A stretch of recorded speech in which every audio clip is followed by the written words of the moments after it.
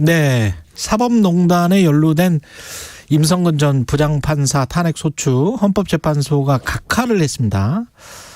국회가 올해 2월 헌정사상 처음으로 복관인 임 전 부장판사에 대한 탄핵소추 결정한 지 8개월여 만에 나온 결론인데요. 판결의 의미, 결정의 의미, 예. 임 전 부장판사에 대한 탄핵소추를 주도한 더불어민주당 이탄희 의원님 연결되어 있습니다. 안녕하세요, 의원님. 네, 안녕하세요. 이탄입니다. 예. 일단은 각하가 어떤 결정인지 잘 모르시는 청취자분들도 있을 것 같은데요. 예, 각하가 네. 어떤 결정입니까? 그냥 본안 재판을 안 하겠다라는 결정이에요. 예. 네. 판단을 하지 않겠다. 예. 맞습니다. 네. 이게 그렇게 나온 이유는 뭘까요? 헌법재판관들이 다수가. 이제 좀 구체적으로 말씀드리기 시작하면 이제 여러 가지 말씀을 드릴 수 있는데요. 예. 일단 의견이 5대 3으로 갈렸다는 5대 3으로 갈렸다. 예. 네, 그래서 5명은 각하 의견, 3명은 본안 판단을 해야 된다. 그런데 본안 판단을 해보면 이것은 중대한 헌법 위반 행위가 맞다. 예. 그렇게 5대 3으로 갈린 상태고요. 각하 의견의 이제 가장 중요한 근거는 재판하는 도중에 임성근 판사 임기가 끝났다. 그래서 더 이상 진행하는 게 큰 의미가 없지 않냐, 이제 네. 이런 의견이었습니다. 이게 어떤 점에서 아쉬운 결정이라고 생각하세요? 저는 이제 국회에서 헌정사상 첫 법관 탄핵 소추를 할 때는 그만한 이유가 있지 않았겠습니까? 그렇겠죠. 예. 네, 이게 대한민국 판사들에 대한 민주적 통제가 전혀 이루어지지 않고 있다는 점, 또 이 양승태 사법농단이라고 하는 사건이 헌정사상 유례가 없는 아주 비극적인 사건인데 이것에 대해서 공적인 확인이 전혀 없다 보니까 언론상에서 이제 정치인들의 어떤 말 공방 이런 그렇죠. 것들만 계속해서 반복되고 있지 예. 도대체 명확한 기준이 생기지 않는다. 그래서 좀 정리를 하자는 취지였거든요. 그랬죠. 그리고 그걸 법적으로 판단을 딱 받으면 그러면 이제 사법부의 판사들도 좀 경각심을 갖고 재판 행정에 임하지 않을까 뭐 이런 생각 아니었습니까? 맞습니다. 그래서 이제 개인 한 명을 탄핵하는 것을 넘어서는 의미가 있기 때문에 예. 탄핵 소추를 했던 것인데 예. 헌법재판소는 그런 헌법소의 어떤 큰 의미에 집중하기보다는 법 기술자적인 판단에 머물렀다. 좀 이런 생각이 들어서 매우 아쉽습니다. 법 기술자로 머물렀다. 근데 이제 이 혐의 자체가 임 전 부장판사, 임성근 부장판사가 박근혜 대통령 세월호 7시간 행적을 추측한 칼럼으로 기소된 일본 산케이 신문 서울지극장 판결문 작성에 개입을 했다는 사실이 이제 그 사실은 드러났거든요, 사실. 그렇죠. 예. 근데 그 1, 2심 기소됐고 1, 2심에서도 재판에 개입할 권한이 없기 때문에 개입했더라도 죄를 물을 수 없다는 논리로 무죄가 선고됐어요. 네. 그리고 이제 이게 대법원 심리가 진행 중에 헌법재판소에 이런 결정이 나왔기 때문에 분명히 대법원 심리에도 영향을 주겠죠. 줄 수도 있고요. 예. 그런데 이제 국민들 입장에서 저는 생각을 해봤어요. 예. 얼마나 답답하고 화가 나실까. 예. 그러니까 직권남용이 안 된다는 이유가 재판 개입할 권한이 애초에 없다는 건데 권한이 없는 일을 했으면 더 큰 잘못이잖아요. 그러니까요. 예. 그래서 근데 무죄라니. 예. 그리고 국회에서 역사상 처음으로 탄핵 소추를 하는 예. 이런 노력까지 했는데 헌법재판소에서는 판단을 회피하다니 얼마나 속이 타실까. 그런 생각 한번 해봤습니다. 제 기자 입장에서는 그러니까 가령 기자가 기사를 가지고 영업을 하거나 뭐 압력을 행사해서 뭐 인센티브를 받아 먹거나 뭐 이러면 안 되는 거잖아요. 그 사람들의 업무가 아니잖아요.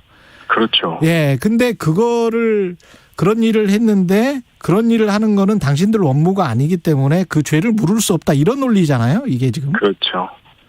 이게 뭔가요? 이거는 정말 법률 기술자들 아니면 이게 빠져나갈 수 있습니까? 이런 게? 참, 네.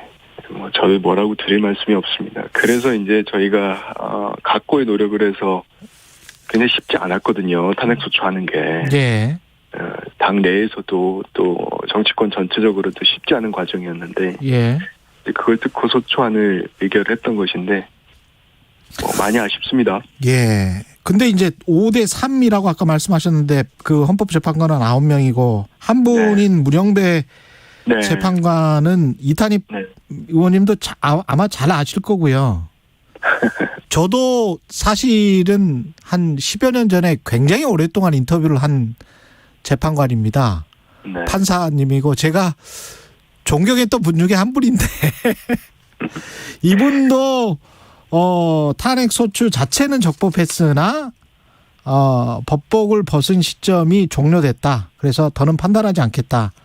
이렇게 이제 하고 사실 제가 이제 많이 아쉬운 거는요. 기권을 한 거죠. 예. 네. 예. 많이 아쉬운 거는 예. 생각을 한번 해보면 우리가 탄핵 소추 대상은 대부분 임기제 공무원이거든요. 예. 다 임기가 있어요. 그러면 재판하는 도중에 시간을 끌다가 임기가 끝나는 경우는 앞으로도 얼마든지 있을 수 있고요. 또는 임기 직전에 헌법위반 행위를 하는 경우가 있을 수 있잖아요. 예. 이런 경우에는 그러면 다 각하가 되는 것이냐, 다 면제부가 부여되는 것이냐, 이거에 대한 답이 없어요. 그렇죠. 예. 그리고 또 한 가지는 지금 우리가 2월 달에 탄핵 소추를 했는데 거의 한 9개월 가까이 지나서 이제 각하가 되는 거잖아요. 그러면 이런 절차, 이런 과정이라고 하면 설사 작년에 22대 국회가 구성된 직후에 우리가 여름에 탄핵 소추를 했었다 하더라도 예. 윤석근 판사가 2월 말일로 이제 퇴직을 했기 때문에 또 각하될 수도 있는 상황이었거든요. 예. 그러면 도대체 이런 그 사법농단이라고 하는 역사적 사건에 있어서 이 국가기관이 할 수 있는 일은 아무것도 없다라는 결론이 돼버리는데 이것에 대해서 헌법재판관들이 조금 더 적극적으로 좀 행동을 해줬어야 되는 거 아니냐. 예. 이게 이런 점을 전 지적합니다. 네. 이게 다른 재판관 한 분도 그 이야기 했는데 결국은 입법적 개선이 입법이 없어서 그런 것이다. 이렇게 이제 이야기를 하는 것도 있고요. 이 입법적 개선이 필요한 사안이라고 보십니까? 네, 어쨌든 이제 저희로서는 할 수 있는 일은 다 해야 된다고 생각합니다. 그래서 국회가 입법권이 있으니까요. 예. 탄핵 절차법도 만들어야 한다고 생각하고, 저는 이제 재판 개입 금지법이라고 하는 거를, 이번 헌법재판소 결정을 계기로 해서, 예. 추진을 해야 된다. 이렇게 생각하고 있습니다.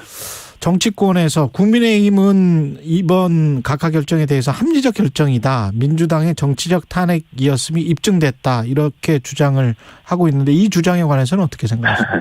그건 아전 인수식의 해석이고요. 예. 그 헌법재판관 9분 중에서 어느 누구도 이게 잘못이 없었다라고 하는 임성근 주장에 대해서 손들어준 사람이 없거든요. 예. 그래서 그 해석은 맞지 않고요. 예, 내용 자체는 잘못된 것이라는 거는 다 확인이 됐다. 네. 예. 본안 판단으로 나아간 재판관들은 전원이 다 일치해서 이 행위는 중대한 헌법 위반 행위고 우리 헌정사에서 다시는 반복되면 안 된다. 예. 라고 명확하게 판단을 했습니다. 예. 그래서 저는 그게 소수 의견이라고 해서 효력이 없는 게 아니고요. 앞으로 우리 국가기관 운영하는 데 있어서 중요한 기준이 될 거라고 봅니다. 예. 의원님이 이제 사법개혁의 상징처럼 여겨졌고, 그래서 이제 국회의원이 되신 건데, 현 정부의 사법개혁 의지나 앞으로의 과제, 이런 것도 궁금합니다. 마지막으로. 저는 이제 사법개혁은 국회가 해야 될 일이라고 생각해요. 예. 국회가 입법으로서 새로운 제도를 만들어서 법원을 더 투명하게 만들고, 그래서 국민들이 볼 때 판사도 더 이상 신이 아니고 법원도 다른 국가기관과 마찬가지로 판사들의 것이 아니라 국민들의 것이라고 받아들이실 수 있게 만들어줘야 된다고 생각합니다. 예. 그래서 사실은 이것은 정부를 넘어서는 일이고요. 예. 대선과 무관하게 진행이 돼야 될 일인데 이제 정치 일정 때문에 그동안 좀 부침이 있었습니다. 그래서 이번 대선 과정에서 다시 한번 또 사법개혁의 방향에 대해서 사회적인 논의는 이루어질 텐데요. 예. 그 논의의 결과에 관계없이 이 대선 이후에는 좀 하나의 어떤 방향을 찾아서 국회에서 좀 성과를 내야 된다. 이렇게 생각하고 있고 그에 있어서 저도 중요한 역할을 하겠습니다. 예, 알겠습니다. 오늘 말씀 감사하고요. 더불어민주당 이탄희 의원이었습니다. 고맙습니다. 네, 고맙습니다. 예, 1248님, 지금의 우리나라 법체계에서 입법부가 사법부를 전혀 견제할 수 없는 구조로 되어 있다는 것을 확인하게 된 헌재 결정이라고 생각합니다. 삼권 분립이 부실하다는 뜻입니다. 국회는 판사들이 부정을 저지르고 파면 전에 퇴직함으로써 책임을 회피하는 꼼수를 부리지 못하도록 입법의 허술한 부분을 보완해야 합니다. 이렇게 말씀하셨습니다. 잠시 후 3부에서는 아주대학교 심리학과 김경일 교수와 함께하는 뉴스는 쉽니다. 준비되어 있습니다.